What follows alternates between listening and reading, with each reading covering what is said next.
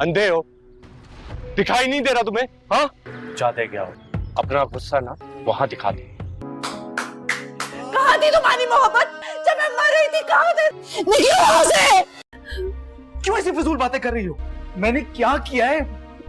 क्या गलत हुआ है मुझसे? ड्रामा सीरियल दो किनारे के आने वाले एपिसोड में आप लोग देखेंगे अब्दुर्रशवार को समझ तो आ गई होगी कि वलीद जैसा इंसान वाकई उसकी जिंदगी में बहुत अनमोल था और उसे गवाकर उसने अपनी जिंदगी की बहुत बड़ी गलती कर दी थी। कोई वक्त था कि शहीर दुर्रशवार से अपनी मोहब्बत के बड़े बड़े दावे करता था और दुर्रशवार को हासिल करने के लिए पता नहीं क्या कुछ कहता रहता था। जब दुर्रशवार उसकी जिंदगी में आ गई तो उसकी कदर खत्म हो गई और बस शहीर दुर्रशवार को अपनी उंगलियों पर नशाया करता था, झूठ पे झूठ बोलकर उसे दिलासे देता था। लेकिन दुर्रशवार फिर भी उसका असली चेहरा नहीं देख पाई। लेकिन जब आज शहीर ने उसे मारने की कोशिश की तब दुर्रशवार को एहसास हुआ कि इस तरह कभी भी मेरे साथ वलीद नहीं किया। वलीद ने यहाँ तक कि मुझसे ऊंची आवाज में बात तक नहीं की। अब दुर्रशवार कहीं न कहीं यही सोच रही है कि मैं किसी तरह वलीद की जिंदगी में शामिल हो जाऊं, क्योंकि वाकई मेरी माँ ठीक कहती है, वलीद जैसा इंसान वाकई हीरा है। आज उसने मेरी जान बचाकर मेरे दिल में अपनी इज्जत बढ़ा दी है। अब जितनी गलतियां और जितने नुकसान दुर्रशवार ने अपनी जिंदगी में जिन लोगों के साथ भी किया है, अब दुर्रशवार अपनी इन सारी गलतियों को धीरे धीरे सुधारने लगेगी। जो कुछ दुर्रशवार के बस में होगा